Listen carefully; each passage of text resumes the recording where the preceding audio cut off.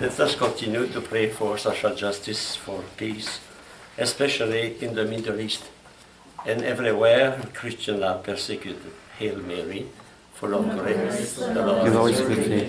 Blessed art thou among women, and blessed is the fruit of thy womb, Jesus.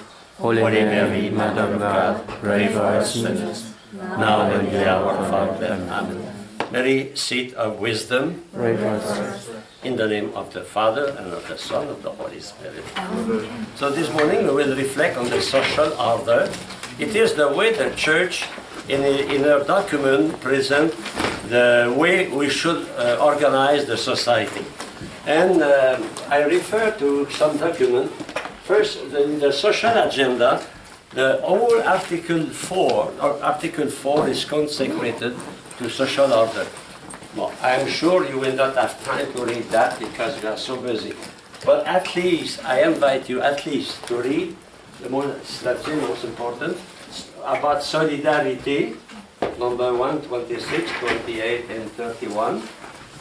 And about subsidiarity, because they are the constituent of the social order, number 134, 138. Don't forget they are, except that they are taken from the text of Gaudium et Spes, Vatican II, and from the encyclical of the popes. Participation is also linked with that, 39, 34.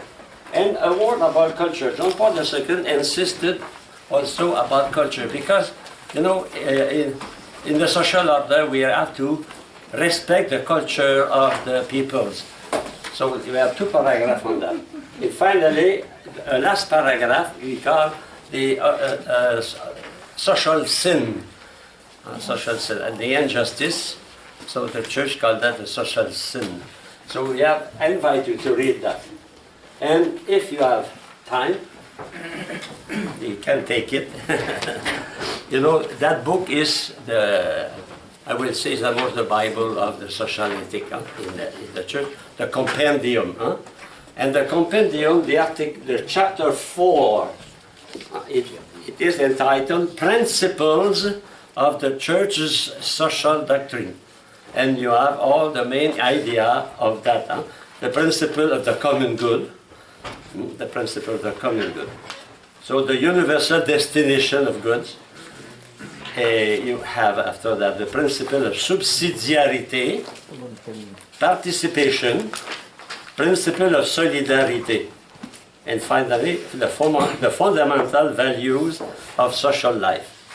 And it end by love, the charity love. So that is excellent. You know, you cannot have a complete library in your room, but that book and social agenda. In that book, if you cannot buy it, you know, you can have that free on the internet.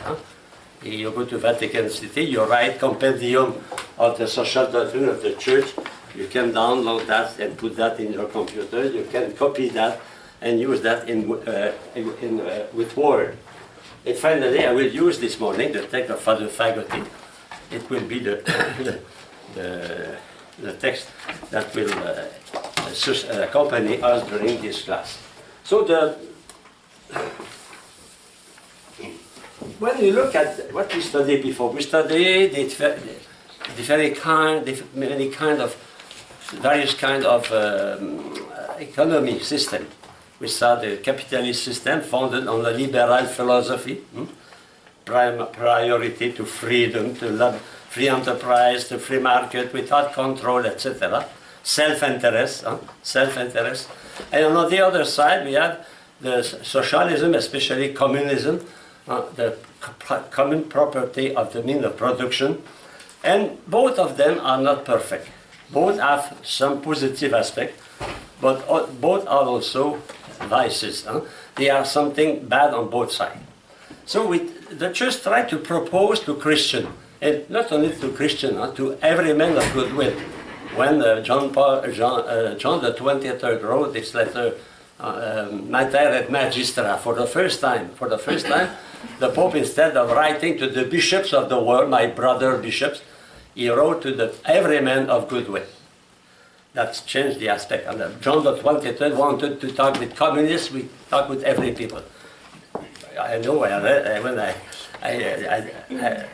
listened to his life on the CDs, he said that many people, many members of the Curia, they were frightened by that when they saw John the 23rd invited to Vatican, Khrushchev and Brezhnev, all those people, to come and he offered a rosary to their wife, you know. They said, hey, that is, we cannot accept. But it was the first step for a dialogue. So the church is proposing a new way. A new way. Maybe it's an old way because it is based on the gospel, you know. Maybe let us get the third way. The name we give that, the third way. A third way centered on the human person. So first we have to recognize the failure of the system. There is injustice on both sides. There is exploitation of the worker on both sides. There is insatisfaction of people on both sides. And on both sides we have a class dominating the other.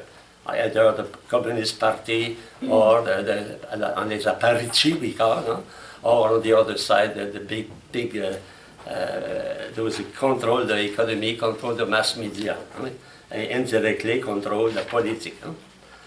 So what we see on one side the haphazard and dangerous haphazard performance and great fertility of production. That is capitalism. But haphazardly, you know, at most at random. There is not, it is not controlled. It is dangerous, and when it is not controlled, that causes crisis. For example, the crisis in 1929, the crisis in 2008, very huge crisis, economic crisis. So, because there is something, it is a little bit not controlled, but at the same time, that way of producing is very efficient.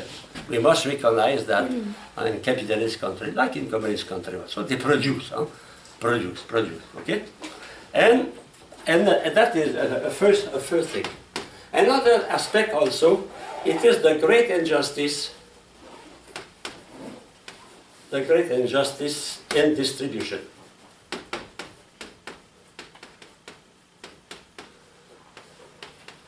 So, very interesting. On both sides, communist and capitalist, there is a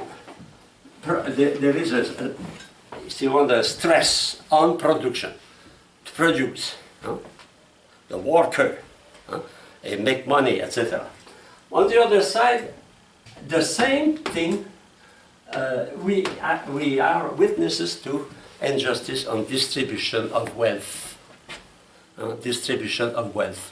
That means the benefit, the product, the money, or the comfort that's not distributed in a just way. Not equal, but don't forget, when we speak about the distribution, it is distributive justice. That means everybody should have at least the minimum to have a decent life. That we find on both sides, in communist country like in capitalist country, people are homeless, we find people are in very dire situation, and they are exploited on both sides. So that is a situation of, at the same time, of material success. We cannot deny that Russia grew in production during the communist regime. We cannot deny that. We cannot deny that China grew.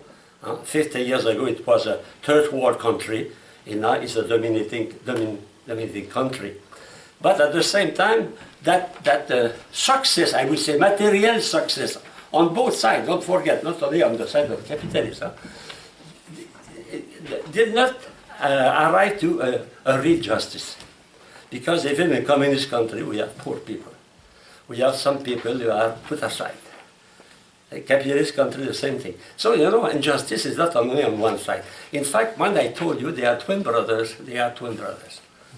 Twin brothers because both want to produce, but twin brothers because someone take benefit more than the other of the production of the success. Secondly, so those two regimes, that is common, no? That is common to both regimes, communism and capitalism. We see the same thing. We see production and we see inequality. Of course, officially, in capitalism, everyone is equal under God. Communist, everyone is equal. Camarade, everyone is camarade.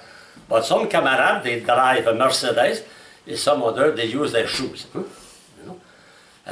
So they don't, we cannot accept as a Christian that situation. We cannot accept, say, oh, capitalist is very good, or cannot say communist is very good. No, both, we must be lucid, we see the failure of the both of systems. Be careful, when I speak about failure, I don't speak only about economy. I speak about the most important reality in society, the human person. Because in fact, all those systems are to serve the human person. Now, the central of economy is not money. The central of economy is not money. The central of economy is man. Huh? No? Because if there is no man, there is no economy. So sometimes we forget that. And the abuses of both systems are every time attached to the abuse of a human person. Okay? And justice. So, two possible attitudes. When you see that situation, and that is the whole world in that, the whole world internal in communism or capitalism system. Very few ones are outside of that. Or we find in some countries, some original people, special people, they try to live a perfect way. We call that the religious community. But that is only, it is only 1 on 1 billion. Very different. But in fact, we are in a situation, and what can we do? What can we do to change that? So first attitude is, don't change things. Conservatism. Huh? Conservatism, don't change. Huh? And some people, they are advantaged not to change the situation. Why? Because they are those who enjoy the situation, take benefit of the situation. They don't want to pay taxes. Or in communist country, they try to avoid to pay and take benefit more than the other. So we have, it's funny, in China, we have billionaires. When the war, when Russia, when the USSR disappeared and Russia came back, we have billionaires. That means, they were billionaires under the communist regime, as we have billionaires under the capitalist regime. So those people, of course, they don't want to change things. Don't change. Okay? And so but if we want to not to change, it isn't comfortable. Because, the people in the history of the world, they take sometimes a long time. Never a day or another they will react. They will react. We call that revolution. You did that in 1776, no? It's not impossible that in 2276 the people will react against capitalism. It's not impossible. If the situation, as long, Mr. Schweizgart says that, as long as the capitalists are happy, situation is going well. But they forget that sometimes when the people is not happy, the situation can be worse. So that is the role of the government to try to distribute more justly the benefit of the country. So the difficulty it is to find a balance between the two, between those who possess and those who don't have. The difficulty in politics, in economy, is to keep a just middle. And when St. Thomas says, where is the virtue? The virtue is in the middle. Not extremely rich, not extremely poor. And in fact, I told you before, what is the indicator, what is the thermometer of a society, the health of a society? It is the health, the satisfaction, the happiness of the middle class. The middle. In every country, we can divide every country like that, those curve. So in every country you will have always some rich people. We cannot, some they are genius, some they are lucky, you know, that we can, somebody they discovered a mine of diamond in this ground. Okay, but, and also you will have always poor, no? Someone they say, oh, don't do nothing because Jesus said you will have always poor in your country. Don't stay like that, you know. That is very evangelical. And the majority here, the majority is here. If that majority has the comfort, not the luxury, comfort, to practice justice, to live a quiet life, security, they can send their children to studies, to university, they can assure a good health to their family. That is the expression of a good society in good health. You cannot have a perfect society, never. Because always you will find someone who want to exploit and someone they are lazy. But the majority is the middle. So that is the ideal. And to arrive to that ideal, we have to make a balance between two systems. The individualism on one side, and on the other side, statism, statism.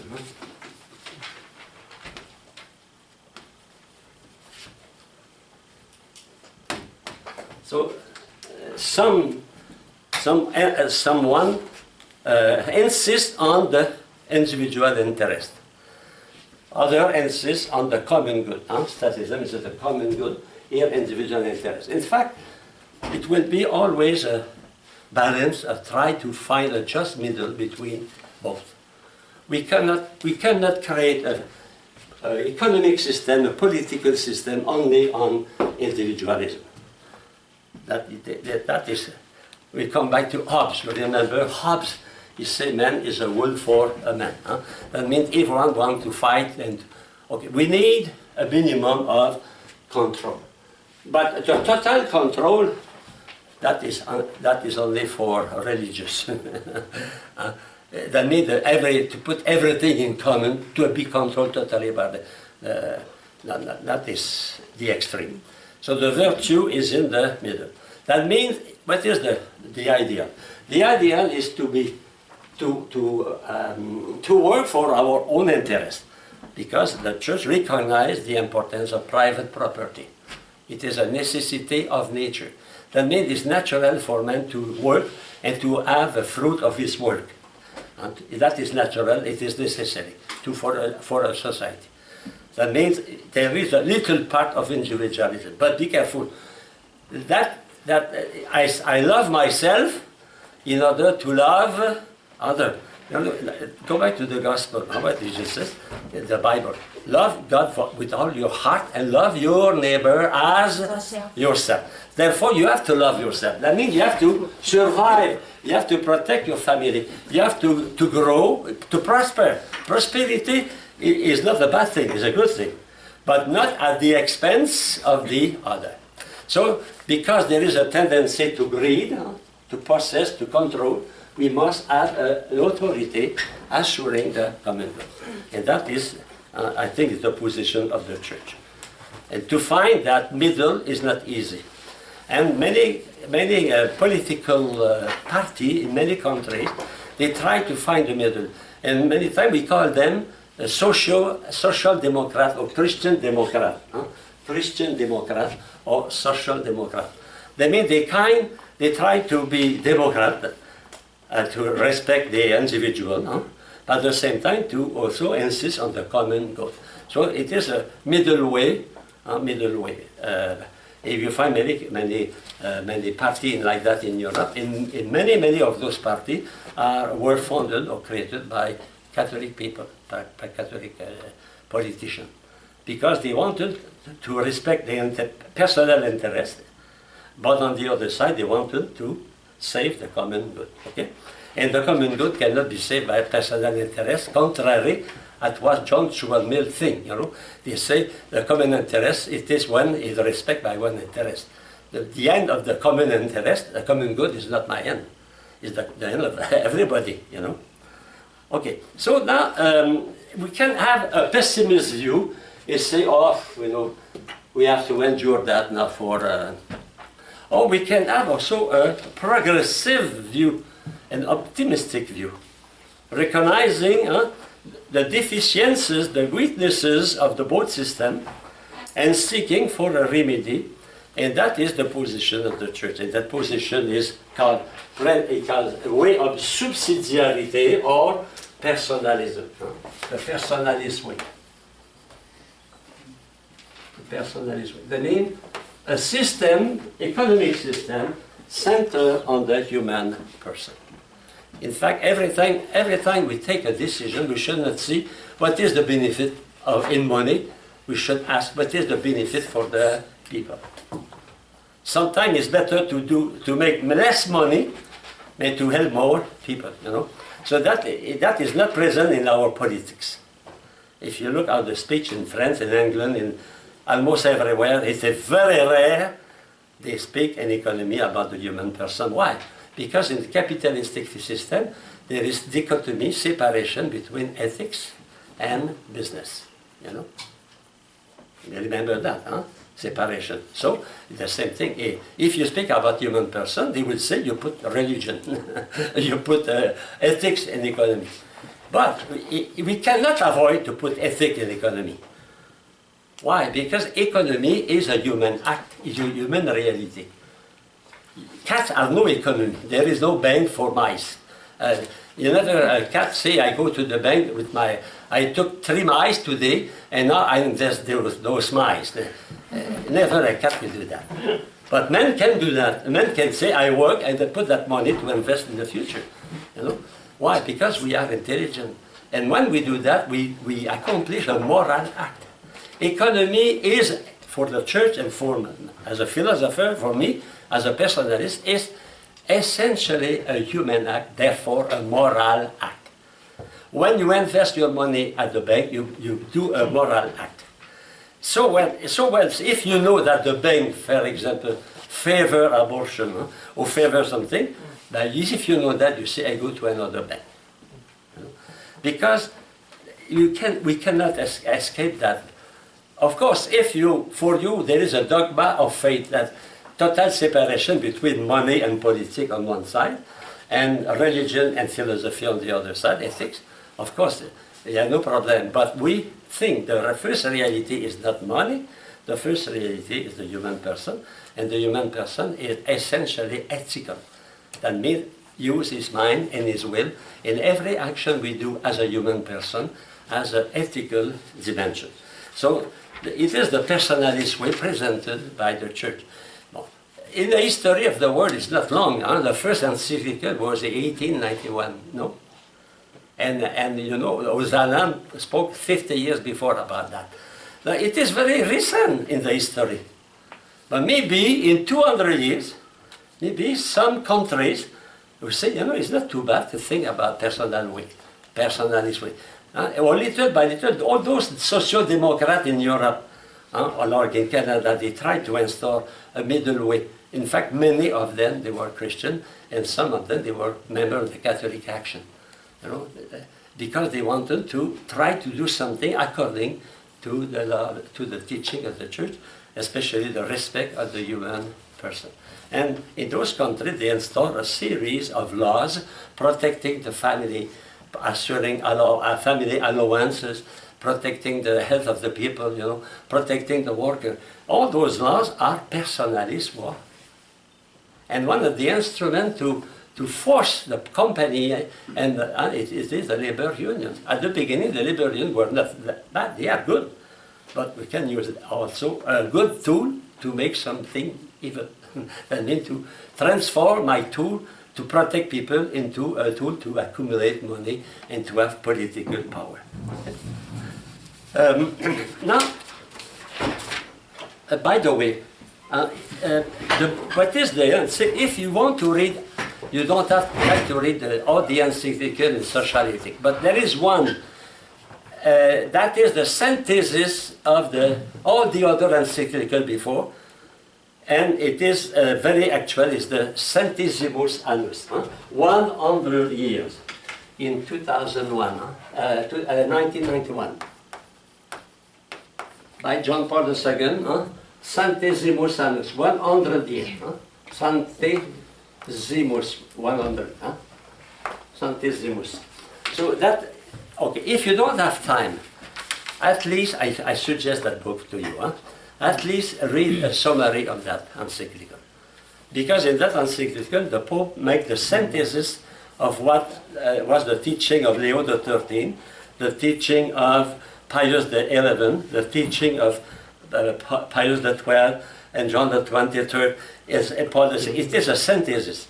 So if ever you have to give a class or conferences on social ethics, you don't know what to take Centesimus Annus. And that book here is a mind, is a tool, especially if you become a priest or a school director or social worker. That is a tool, very, very good. Okay, so I have no commission.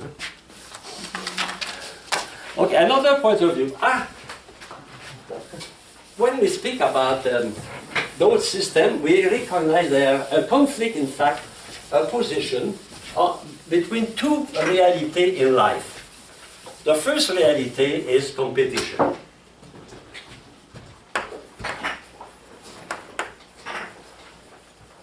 We remember that life is struggle, a struggle for life. Competition is as soon as we are running as a baby, as a child, we compete. We compete with our brother and sister, we compete with our friends. It is natural to compete. Even dogs compete. You know, they fight. Okay. So competition is a reality. So a first reflection on competition. In fact, free enterprise imply competition. Free market is a necessity in a democratic society. Free market. Now, of course, some countries have no free market. I remember when I was in Russia in 1972, I went to the store, a huge store, but everything was the same. There is only one kind of tuna fish, only one kind of beans. It was written beans, tuna fish, with only that. And the price was fixed and by the stick. But that is the extreme. Okay? But what is the advantage of competition? Competition keeps economy flexible, progressive. Why? Because when we want to compete, we try to produce a better produce than the other. No? You see that on television. They prove you, white on black, that product, that soap is magic. And the other, you know, is not good. That is the competition. In fact, there is a big progress in material reality because of competition. And resourceful. That means we try to find new thing, you know. When I was young, to have a toaster, it was a marvel. After that, we have an electric oven. Oh, marvel. And now we have a microwave. And I don't know what we have in the future. And it is efficient. So, 4 qualities. It is flexible, adaptable. Competition adapt to every country, every climate. Every country, every climate. They adapt. For example, when they build car for cold country like Canada, Sweden, Russia, and they build car for a warm country. They don't have the same system. It's not necessary to have a heater in the car in Cameroon. It's better to have air condition, you know. So they adapt. Okay? Progressive progress, real progress. I remember when I was young on my street, there was a Mr. Paquet. Mr. Paquet and his wife, they have an old 1935, I think, Ford 1945. Now it was an old car, but it functioned very well. Huh? But Mr. Paquet. So why they did not continue to produce the Ford 1935? They want to improve. Even today, they improve for the consumption of gas, security. When I think during decades we drove car without belt, and we put a little chair in the with 10 children in the same car, and we were happy, no accident, very rare, Today, every child must have his own with a bell. It's so complicated. Okay, there is something. The progress, we can deny that. I was very happy when I received my first typewriter. Today, I never give someone a typewriter. Computer, iPhone, iPad, etc. But competition can be left without regulation. There is a need to put a brake on unlimited individualism. The danger of competition is no limit to competition and no law of competition. When you play, sport is based on what? Sport is based on competition, no? But what do you need when you have a game? You need a referee. And that referee must help you to apply the laws of that game, The laws of football are not the same laws as the box. You cannot use the law of boxing when you play football. You understand that? So the referee is there. And because of that, you have good order, people are happy. So if we need control. John Paul II, his formula is control free market. Control free market.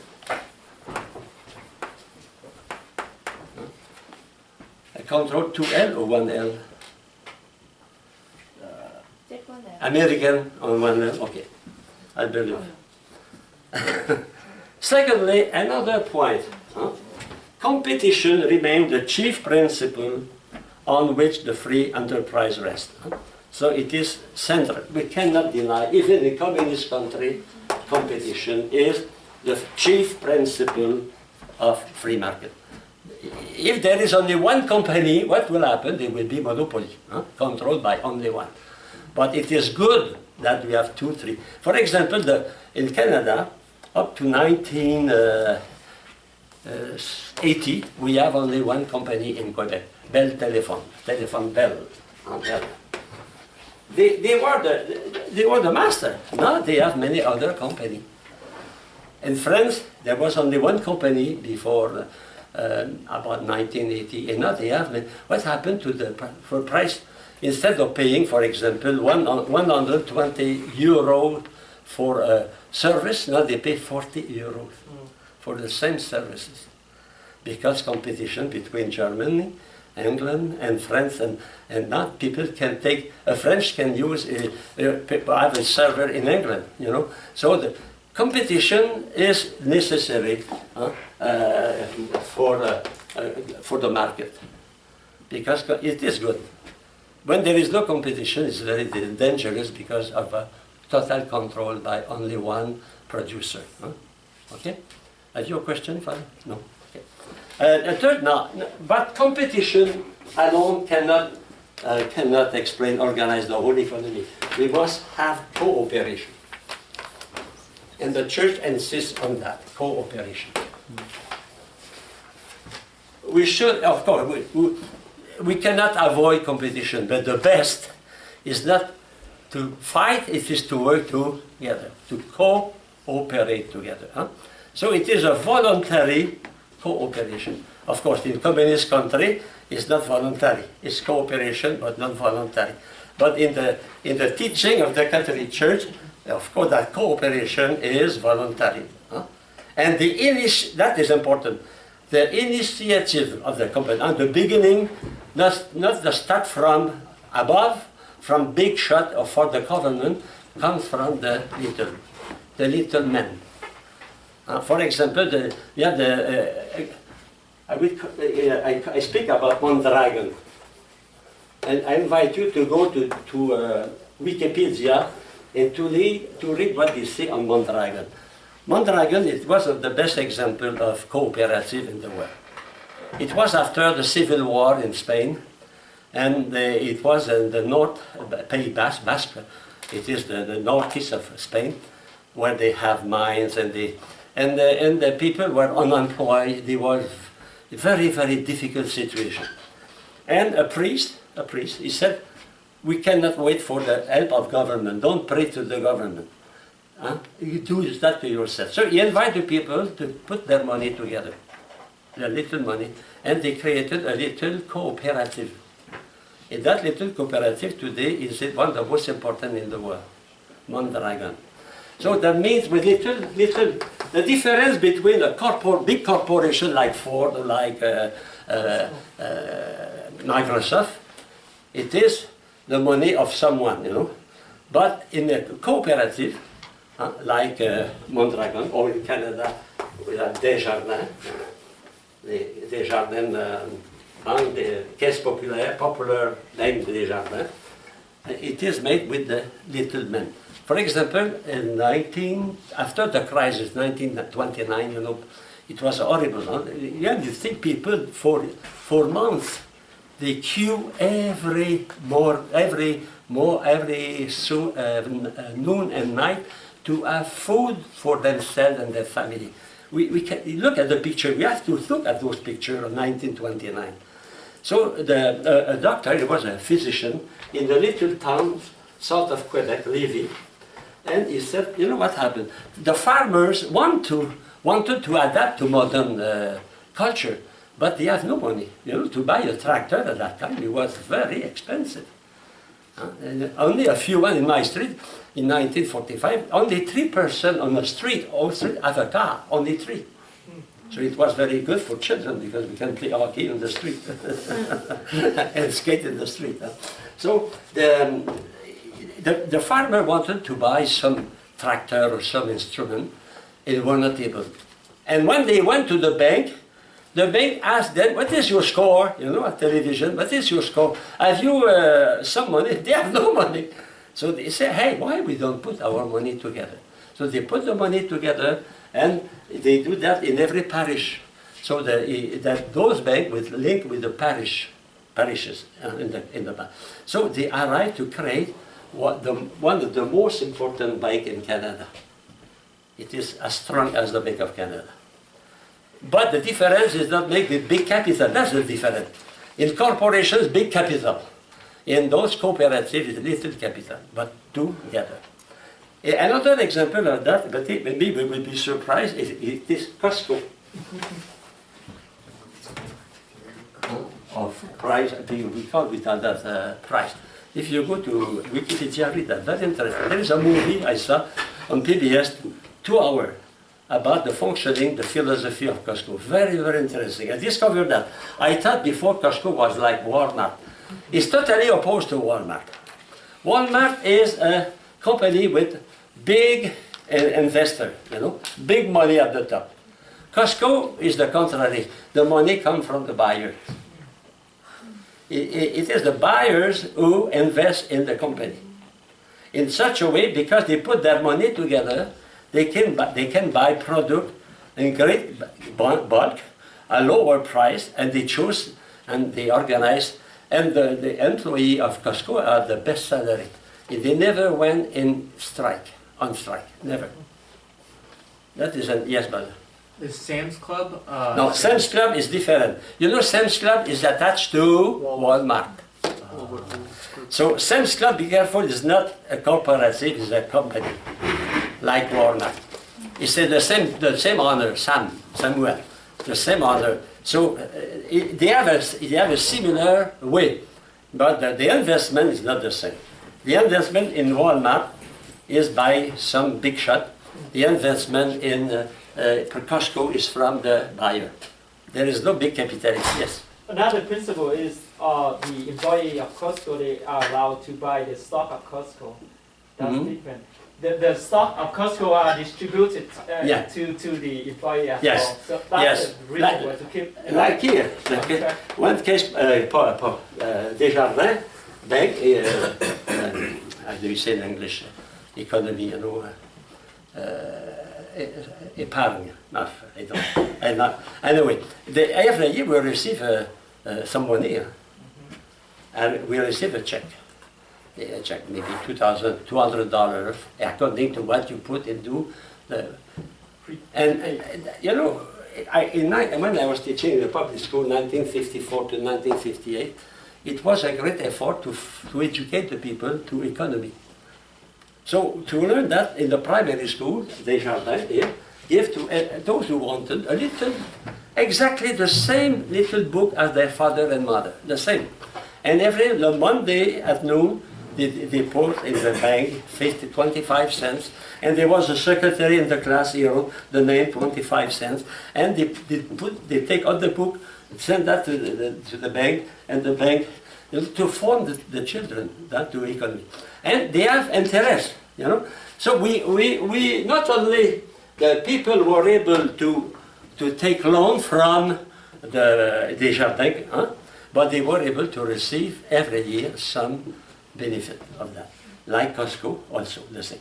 So you see the difference between cooperation, and that is the way the church was very, very interested with, to see people unite together. Okay, so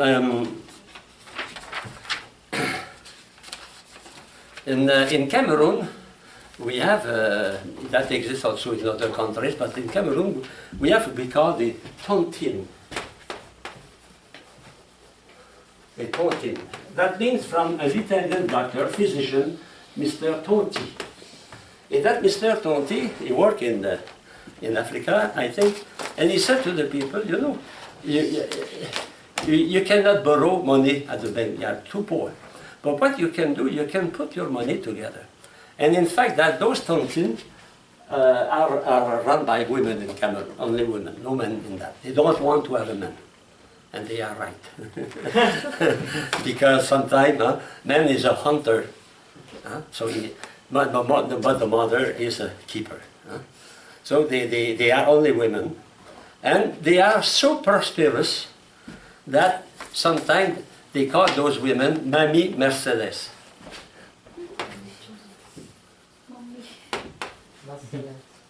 Why? Because they are so successful, they can buy a Mercedes. You know, Mercedes-Benz. Mercedes is the name of the wife of Mr. Benz.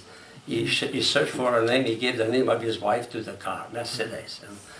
That means, imagine those women without the money of the bank, they arrive after many years able to buy a car.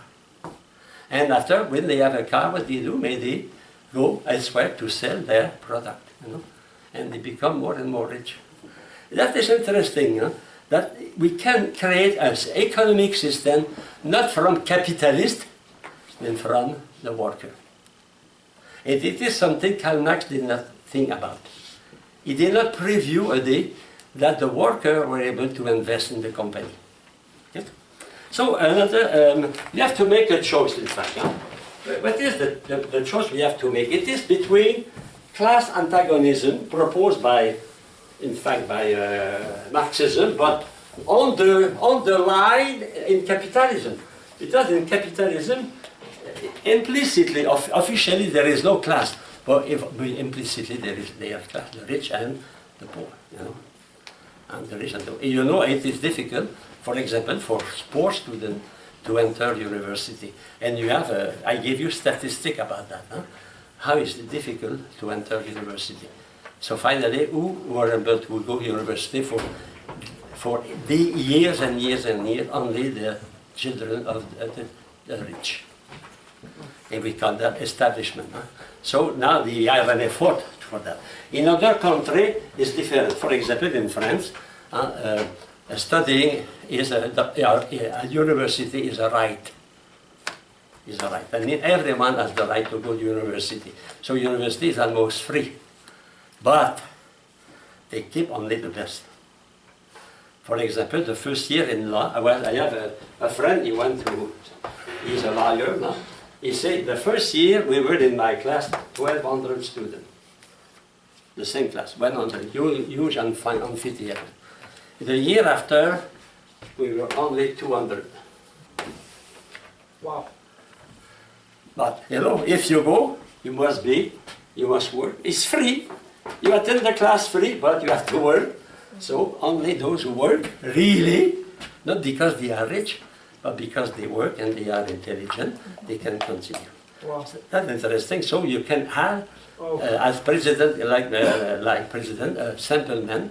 His father can be a truck driver. He can become a minister, important.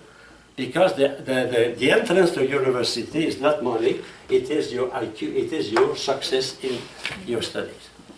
So you see the student, they work. It's different, another mentality. So make a choice between class antagonism, opposition, antagonism, or versus solidarity. You remember I told you the pillar of the third way, the pillar of the personal way are solidarity, subsidiarity, and participation. That is the three pillars. A new economy, if you want to be conform to the respect of the human person, must be based on solidarity. Instead of fighting class against class, we should work together. In a country, they realize that very well. It is in Germany. We have capital, and in fact, on one side you have capital and management, those who run the business, management, and you have also the labor, the worker, and labor union. Labor union. So instead of fighting, we should work together. And in Germany, on the board of company, you have the capital, you have the manager, and you have the workers. When I was a student in Ottawa, they began to do that. So on the Senate of the university, you have the administrator, you have the teacher, and you have students. And I was elected as a senator. I was a senator. That means, yes, instead of discussing after, it's better to work together before taking a decision. You know? And in Germany, it's very rare they have a strike, almost never. They don't know what is a strike, because the decisions are taken together. Solidarity. The capital and the worker together. Okay? Another also, cooperation is needed between capital and labor. Instead of opposing, both are necessary. You remember once Marx spoke about super value. We have necessarily machine, we need that. And raw material. We need wood to make, if you have a manufacturer of desks and chairs, then you must buy a lot of wood, okay? So that is, it is necessary, that is the capital. And the worker here, the worker is necessary because those machines and that rock material have no value if there is no worker to transform them, you know. So the mentality of the society since the French Revolution is to fight, to create a climate of fight between social classes. And that is a consequence of Hegel. When Hegel did the reality is made with contradiction. And Marx and Stalin, especially, when they apply that, they say revolution, contradiction is revolution. Therefore, there is no progress in society without fight, without revolution. Instead, the church says, no, the progress is the harmony. In fact, instead of struggle, we should create harmony. And to create harmony, we must use solidarity and subsidiarity. So the climate is different, and the relations are quite different. You know, in a country where there is no strike, but you go to Italy, you take the train, you never know if the train will not stop somewhere. In France, the same. I came a day from Montreal. At the airport, I take the train stopped at the station. They said, we are on strike now. We are on strike. So I have to take my luggage. Happily, I was one of my nephews, and we walk on the street with our luggage, and finally that is struggle, class struggle. Huh? Left and right. Why try not to try together, to concert, to have, instead always in opposition, that is a Marxist mentality, to work for the benefit of each one. But to do that, we must accept not to dominate. You know, in fact, that kind of economy requires some virtues: honesty, humility. If you are rich, you are not to dominate, you have to serve. You use your money not as a way of domination, but as a way of service.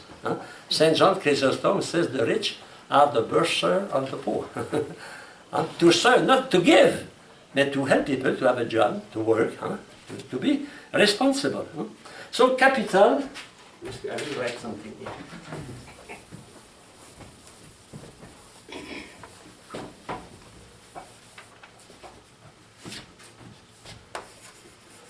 So capital and labor.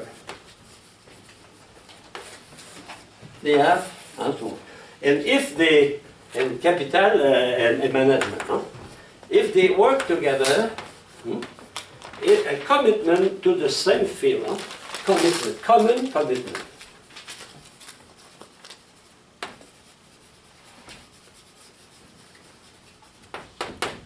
Or if you want, common interest. Or, in fact, it is the interest of the capitalist that the worker be in good health, be a good worker, efficient worker. It's the interest of the worker that the capitalist was not going to bankruptcy. No, the role of the worker is not to destroy his employer, is to help his employer to be successful. Because both need one another. We depend on one another. Okay? And to find some common interest. And if we are according to the church, what is the common interest? It is the development of the person, the old person and all person. That is the encyclical Populorum Progressio. The old person and all person. Everyone. That means the respect of the human person. Development of the human person. Not the development of the economy. Because in fact, if man develop, progress, economy will progress. Economy cannot progress if man is not respected. And when that happens, it is condemned to failure. Example, 1929, when 2008. What helped 1921 to be corrected? It was when Roosevelt in the United States put some limit, put some directive, some law, some control to economy. Well, Reagan suppressed that. The consequence of that after 20 years was 2008. It is necessary to have some control. So the commitment, the respect, the old person. And in fact, we have some capitalists, they are like that. You know, we must not think that every capitalist practice greed. Some are very generous, not to give, but to be respectful, to give the best to their employee. Recently I received, I saw on television, a place in north of France where a big company of textile, he produced textile. That man was a rich man, and he created a village with beautiful houses for all his employees, with school, with church, with dispensaries. It was like a paradise for them. Of course, that did not continue. Why? Because textile is no more practiced in France, you know. So they have to close but the building continue, you know. They use them for to accommodate people, especially those have difficulty to find. Huh? So that all that it is, in fact, to attain what? To attain the common good. Huh? And the common good is always linked with the human person. The common good is the common good of the state, of course, but the common good cannot exist if we don't respect the human person. So that is the ideal proposed by the church. And that is based, what are the conditions for that? Cooperation and dialogue. Cooperation and dialogue. Is the reason why, for example, in Germany, our workers are on the board of company, directing company. So, dialogue between the government and the labor union, you know, before going to strike. And one of the best way to invite the worker to invest in the company, to become owner of the company as sharers. So the third word is a way of solidarity, a way of subsidiarity. Subsidiarity, that means the higher authority, higher organization should not take the over and should not handle, should not control the lower organization. The respect of every organization. For example, in a country, the government should not take the place of private school or a private hospital, a Red Cross. All those things, they function well. They should, of course, they have to control, because not every organization is a holy organization. We have sinners everywhere. Huh? Greed exists. But to control and to sustain them and to help them, to subside them even, to give them money to function well. You know? Okay? So, you know, we cannot live without the authority of the state. And in fact, authority is a thing necessary in a society. But what is the role of authority? Is to give a balanced harmony between the constituent of the people of the nation. That means those who have the capital, those who have possess the management, they possess the manufacture, the machine, and the tool, and those who work for functioning those machines and produce some richness. But we must have referee. So the government is the referee. Without control, we are condemned to fail. So the respect of the laws are very important. And when there are injustices in countries, when the people don't respect the laws. They don't pay, for example, their taxes justly. In Greek, for example, what is the problem of Greece? Because the large part of the economy is under table. A large part under table. That means they work, but they don't share in the common good. So what happened? Only a few ones share in the common good. And because they have no money, they have to borrow money from China, and now they, you know. So that the importance of authority. So we have those who control the machine, the economy, those who control the labor. All that must work in harmony if there is a conductor, if there is an authority. The authority is not for myself. Authority is a service. So the government is not the robber, is a server. It should be a server. But sometimes, of course, unfortunately, in many countries, corruption exists. What is corruption? Is to take the common good and to put that in my own pocket. That is corruption. Okay. Another point for the faculty underline is the opposition between bigness and decentralization. Bigness and decentralization. Big company, big organization, and versus decentralization.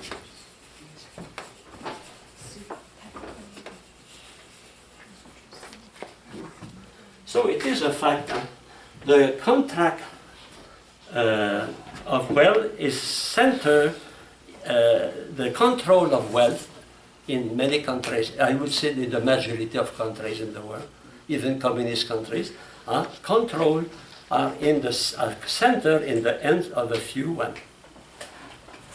Well, in communist countries, please, the Communist Party and the Apparici, those who are the party. In our countries, they are those who are capitalists, they control.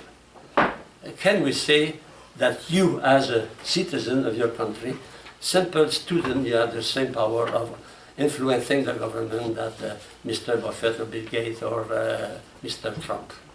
No. So can we speak about real equality? Real equality. Equality. So there is a position. What is the best? Bigness, big company, or decentralization? When I was in Czechoslovakia, I told that to you, 1972, I discovered that Tito, the president of Yugoslavia at that time, Tito, allowed people to possess 20 company with 20 employees, or restaurant with 20 chairs, you know. The limit was 20. But we have a little company, they function very well. They have a decent life, you know. What is the best? It is to have a huge market like Walmart, or to have many little stores in the village and everybody can go without using a car. It's not necessary to have a car, no, he goes there. For example, if you visit Paris, what is very striking in Paris, there is no big, except one or two big stores, there is no big store in Paris. No shopping center, they don't know that. You have to go outside of Paris very far. In Paris, we go on the street, you see butcher, baker, you see here confiserie, jam, you know, candies, chocolate, everything. And the people, in the morning, they go, they buy their bread, they talk with others, they took a coffee, you know.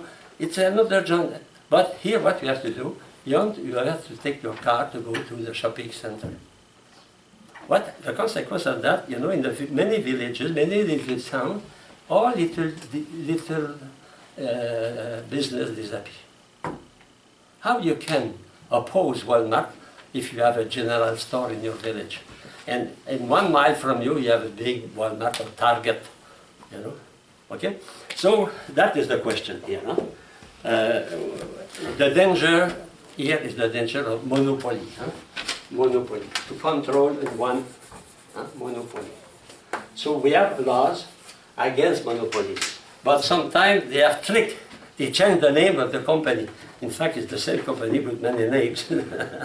Okay? And so they are very, I will end by that, they have many various ways of sharing wealth.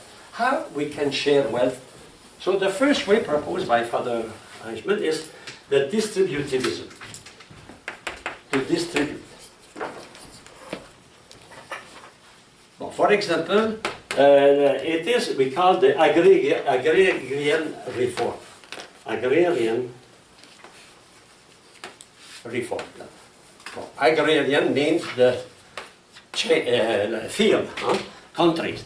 That means the government takes the land of a landlord, huge, divide that and give a part to everyone, you know. That is, we call distributivism. Well, the end is good, but sometimes the means they use to do that is unjust.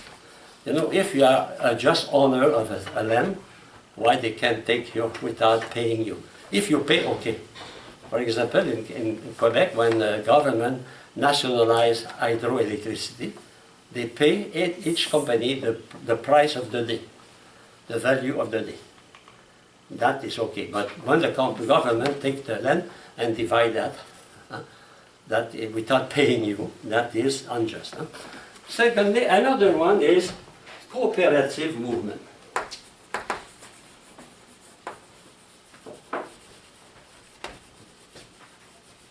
cooperative women, we spoke about that. Huh?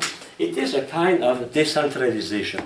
And if you want to read about that, go to the compendium of the Catholic Church. You have two numbers about that, 268 and 339. We will speak about the cooperative movement. Now it is proposed by the Catholic Church. Huh? So it is the diffuse ownership and democratic control. That is, for me, is almost the ideal. That means everyone can be the owner, and it is controlled by the people, like Coopérative Desjardins or Mondragon. Yeah, I have an example in Quebec.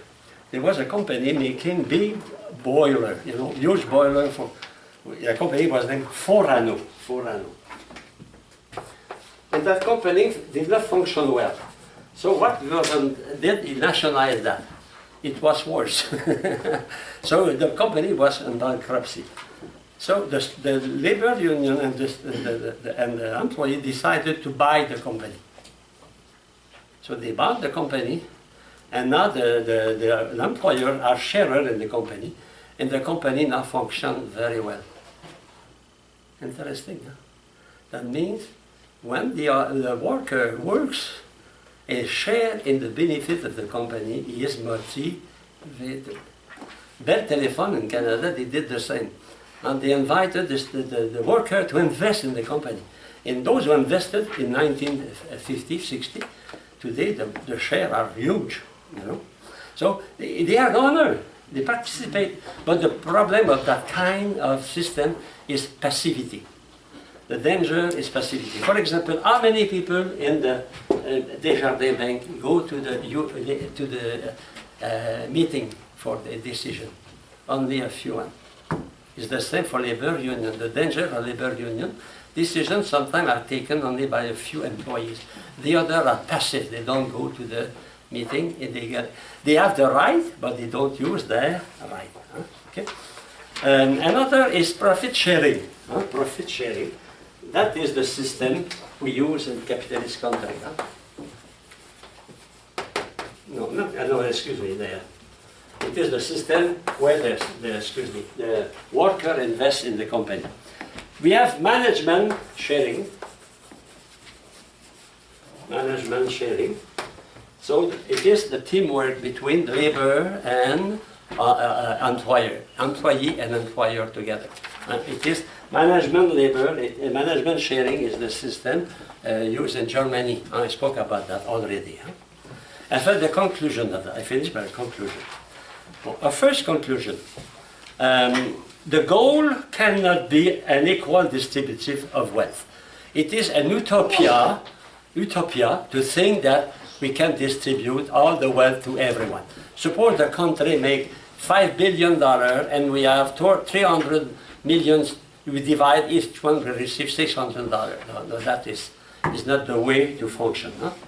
But a standard of living to afford all people a decent life. That is, if you have a decent life, you have 3 meals a day, you can sleep well, you can go to the doctor, you can send your children to university, you can have a few weeks of vacation, you are happy in your family. It's not necessary to be millionaire, billionaire to be happy. And to have what we need. And to be able to live without anxiety. I think the big problem of the poor is anxiety. They never know if tomorrow they will have something to eat. We don't realize that because we are sure to have something. Think about those, when they wake in the morning, they have nothing to give to their children to eat. And that is not a joke, it is not a fantasy, it is a sad reality. Huh? So another is the moral obligation for society to seek a solution for injustice. In fact, one of the goals of that class I gave to you is to make you aware, sensible, conscious of the injustice in the country, in the society. To be able to see. Sometimes we are perfect. No, we are not perfect. Even a congregation, every 6 years, you have a general chapter. Why? To see that you are not perfect, that you can progress. No, general chapter is for that. Okay? Another point, the moral obligation to advance towards social justice is for the whole society, but particularly for the leaders of the society who have the power, have the influence. So economic power, company, labor union, mass media, television, radio, intellectual people and churchmen. In fact, those who have the control of the society, they have the responsibility to create a social system that is just. That is a moral obligation. Is the reason why Catholic should invest, should commit to economy, should commit to politics. That means, you know, if Catholics do nothing, what happens? The other will do everything. No? Sometimes we complain, but we are not there. So that in Europe, during 1 century, you find many great Catholics in politics, many great. And they influence the system. They try to change the system. In Cameroon, well, the church, Catholic Church is the unique force, making those leaders to be just. She fights against corruption. No? It is the role of the Catholic Church to be the conscience in society, not to run the business, to be the conscience of society. Therefore, is the last point, necessity for the cooperative of all the people under the leadership of the most able. We must elect not those who are rich, not those who are ambitious, those who are able, that means honest and convinced of the common good of the people. The common good, that means the respect of the human person and every human person. That is the ideal. And if you read the text of the church, you will find all those ideas. Central human person. And solidarity is a condition for a social justice. Subsidiarity, condition for social justice. And participation, active participation. I think that is the weakest point is it. It is so difficult to make people participate in politics. Even to vote every 4 years. You know, some countries they have the right to vote, but they don't go. After that, they cry. That is a duty. It's a duty to form. There is a Dominican in Canada in 1945. He discovered that it was necessary to form the elite, and he created a faculty we call social sciences. Father Lévesque, Dominican, social sciences. Because we must have people able to think, to reflect on the social problem. You know, communists, what they do, you remember I told you, they insist on the formation of the mind. To make a mind a communist, to transform your mind into a communist, a revolutionary. It's the same for us. If there is no formation of the mind of the lay people in politics, they will not be able to be themselves. They will follow the opinion. You know, a leader should not follow the vice of democracy. One of the vices, it is democracy follows the opinion. And the opinion is not the truth. Because the opinion is based on the number, on passion, on emotion. So we need leaders like Charles de Gaulle, for example, in France, Aldo Moro in Italy. We need men like Adenauer. We need those guys, those persons. And who will form them? Who will provoke them? It is you, as priest, as leader. And if you have invited, you know, to go to politics, politics is not dirty. It is a duty for Christians to commit that.